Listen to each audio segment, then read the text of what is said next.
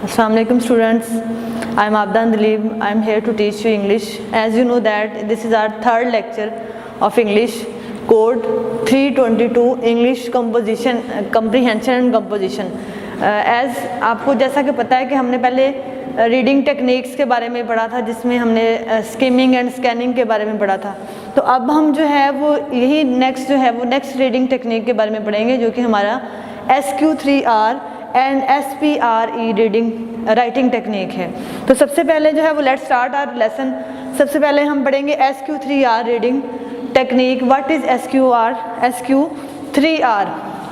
जैसा कि आपको पता है कि जब भी हम जो है वो रीडिंग करते हैं तो हम बार बार किसी भी टेक्स्ट को जो है वो बार बार रीड आउट करते हैं, ताकि उस टेक्स्ट को पढ़कर जो है वो हम उसको अंडरस्टैंड कर सकें कि what the writer wants us to say, वो हमें क्या कहना चाहता है। तो हम उसको बार बार पढ़ते हैं। तो कुछ ऐसी टेक्निक है, जिस तरह हमें पहले स्कैनिंग के बारे में बताया गया था, तो बिल्कुल इसी तरह जो है वो ये हमारी एक टेक्निक है, जिसमें हम जो है वो इसको यूज़ करते हुए हम कम वक्त में ज़्यादा जो है वो टेक्स्ट को अंडरस्टैंड कर सकते हैं। तो इसके लिए हम SQ3R रीडिंग टेक्निक का यूज़ करते हैं।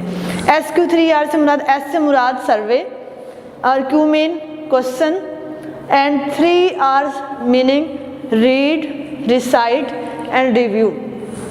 तो असल में जो है वो रीडिंग कम्प्रीहेंशन जो है वो इसके अंदर जो है वो हमें डिफरेंट स्टेप्स जो हैं वो हम यूज़ करते हैं in order to understand the given text. कोई भी टेक्स्ट जो हम पढ़ते हैं उसको समझने के लिए हम डिफरेंट स्टेप्स को यूज़ करते हुए उसको समझते हैं।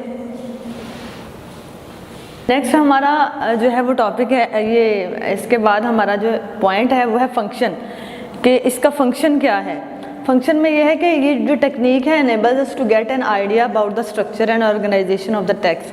हमें ये पता चलता है कि आया ये जो टेक्स्ट है उसको किस लिए लिखा गया है, और उसके जो है वो ऑर्गेनाइज करने का, उसको लिखने का मकसद क्या, पर्पस क्या है, and now where we have to go, और हमें जो है वो टू द डायरेक्शन, हमें किस डायरेक्शन में अब नेक्स्ट जाना है। जी, अब हम जो है वो स्टेप बाय स्टेप जो है वो इनकी बात करेंगे। SQ3R what are these techniques. जी, सबसे फर्स्ट पे है सर्वे।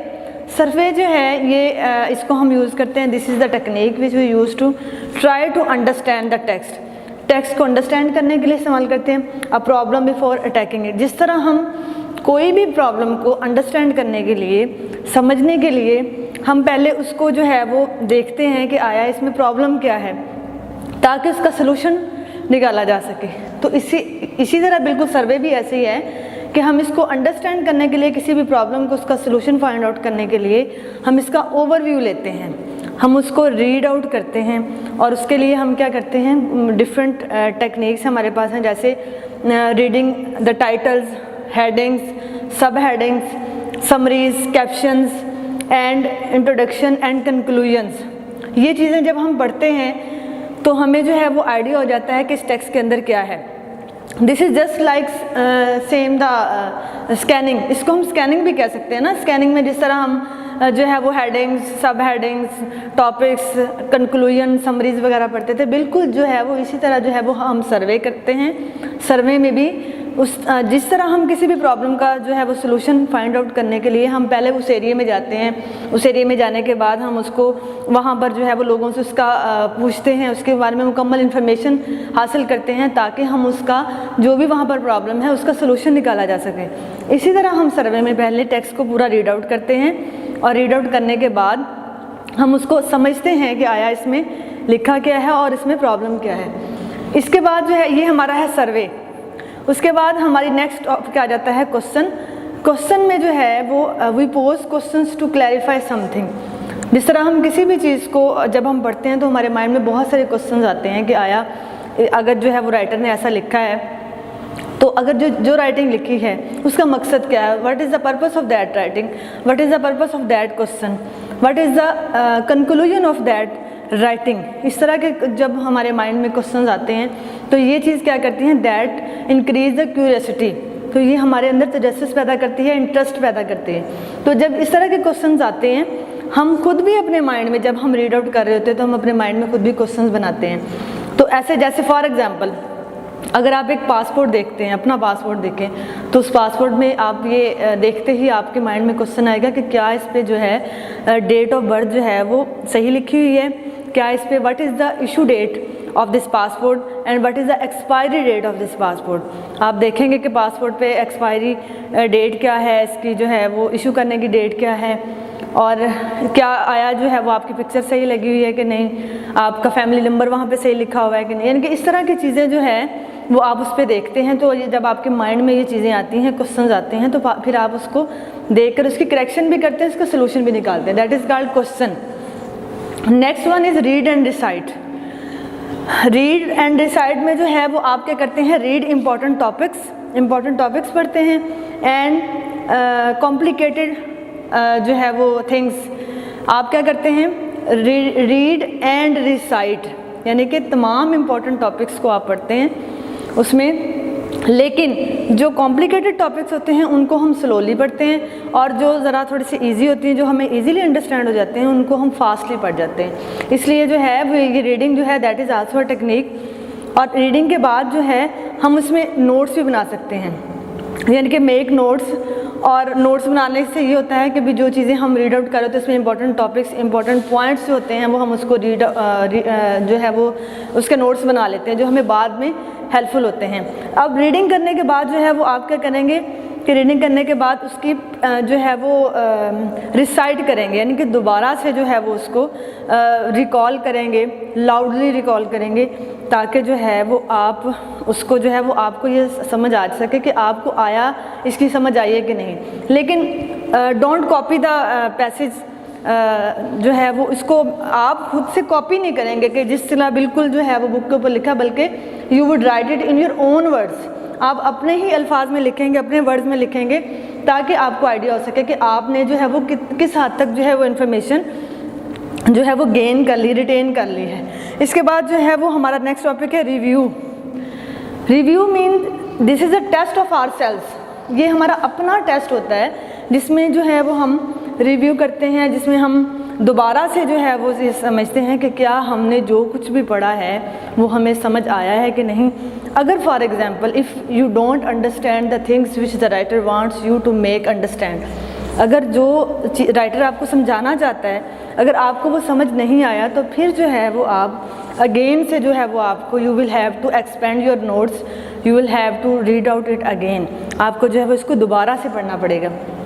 तो these are the 4 steps of SQ3R reading techniques. Next हमारा जो है वो इसके साथ ही एक छोटा सा टॉपिक है हमारा SPRE राइटिंग स्ट्रेटजी।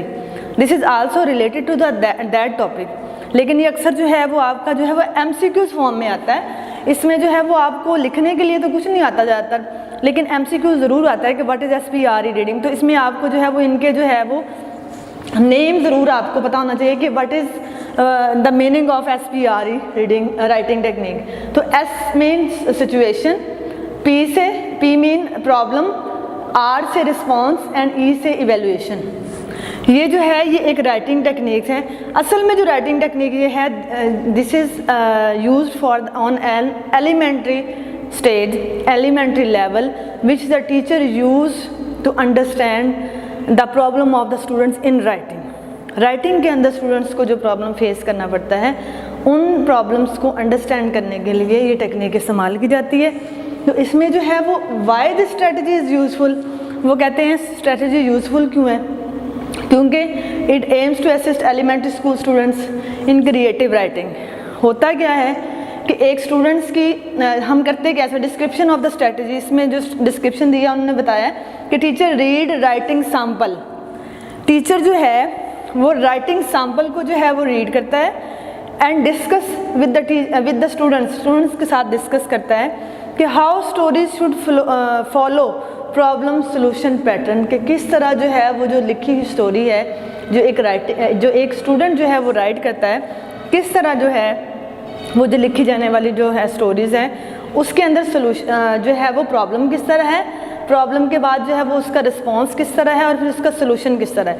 और इस पैटर्न को फॉलो करते हुए जो है वो स्टूडेंट जो है वो बार बार इसकी प्रैक्टिस करते हैं, जिससे जो है वो they can enhance there writing ability, वो अपनी राइटिंग एबिलिटी को बढ़ा सकते हैं। रिसर्च एविडेंस मीन कि ये आपके पास जब एक टीचर जो है वो इसको फॉलो करते हुए जब उसको स्टूडेंट को गाइड करते हैं राइटिंग में, तो उसके बाद जो है वो उसके पास एक प्रूफ हो जाता है कि आया जो स्ट्रेटजीज़ उसने अपने स्टूडेंट्स को बताई हैं, जो कहा है, क्या आया वो उस पर जो है वो स्ट्रेटजीज़ किस हद तक जो है वो कामयाब हुई हैं। तो ये है हमारा SPRE राइटिंग टेक्निक और राइटिंग स्ट्रेटजी। अगेन जो है वो मैं आपको इसका जो है वो हम ब्रीफली मैं इसको आपको ज़रा डिस्कस कर दें कि भी SQ3R reading technique mean survey, question, read, recite and review. सर्वे के अंदर जो है वो हम जो है वो टेक्स्ट को सारा जो है वो सर्वे करते हैं। जिस तरह हम कोई भी इंफॉर्मेशन लेने के लिए पहले हम किसी भी जगह के एरिया का जो है वो एरिया में जाते हैं और जाकर वहाँ लोगों से पूछते हैं, उस चीज़ के बारे में इंफॉर्मेशन हासिल करते हैं। बिल्कुल इसी तरह सर्वे द टेक्स्ट के अंदर हम टेक्स्ट को पढ़ते हैं जिसमें हम उनकी हेडिंग्स, सब हेडिंग्स, कैप्शंस और जो भी उसमें जो कंटेंट उसका पढ़ते हैं, इंट्रोडक्शन और कंक्लूजन वगैरह पढ़ते हैं, उसको जो है वो अंडरस्टैंड करने के लिए कि what the text is written for. उसके बाद हम क्वेश्चन जो है वो करते हैं। क्वेश्चन मीन कि जब हम टेक्स्ट पढ़ रहे होते हैं तो हमारे माइंड में क्वेश्चंस डेवलप हो रहे होते हैं कि आया जो है राइटर लिखना क्या चाहता है, अगर उसने ये बात लिखी है तो फिर उससे नेक्स्ट उसने कौन सी बात लिखी, उसका सोल्यूशन उसने क्या दिया होगा, दैट इज़ द क्वेश्चन। इसके बाद read and decide. For example जैसे क्वेश्चन में हम कोई भी अपनी कोई चीज़ देखें, फॉर एग्जांपल पासपोर्ट या ID कार्ड भी आप अपना देख लें तो उसमें उसको आप देख लें, चूँकि that is something is written on passport and ID card, तो जो भी कुछ उसके ऊपर लिखा होता है तो हम उसको देख के रिटन फॉर्म में लिखा हुआ हम ज़रूर उसको चेकआउट करते हैं कि आया इसमें कौन कौन सी मिस्टेक है। उसके बाद जो है रीड एंड डिसाइड।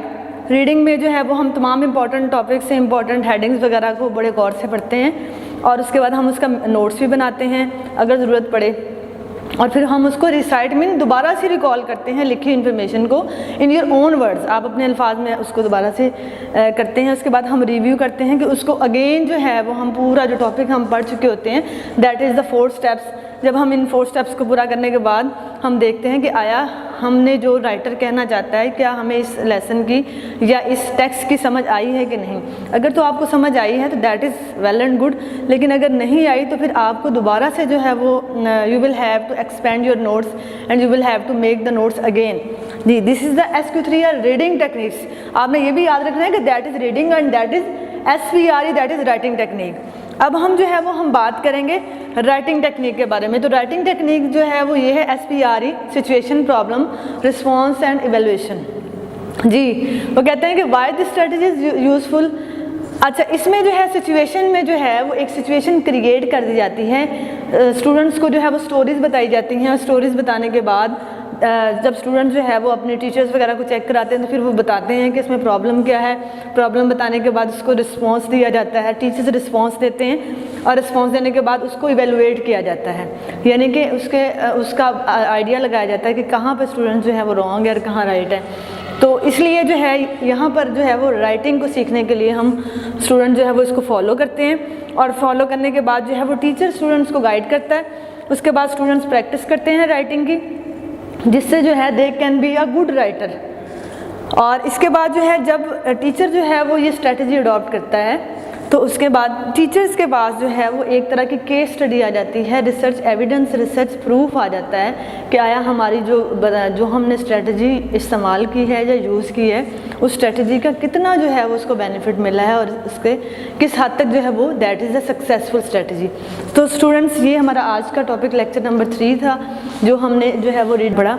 तो होप्स हो कि आपको जो है वो इसकी समझ आई होगी, लेकिन अगर आपको फिर भी समझ ना आए तो आप इसको हमें कमेंट कर सकते हैं, हमसे पूछ सकते हैं। इसके अलावा जो हमारा टीम सॉफ्टवेयर में ग्रुप बना हुआ है पंजाब कॉलेज का, आप उसमें भी हमें जो है वो बता सकते हैं कि आपको किस चीज़ की समझ नहीं है, कोई भी आप अपनी राय देने चाहते हो तो आप हमसे पूछ सकते हैं। Thank you.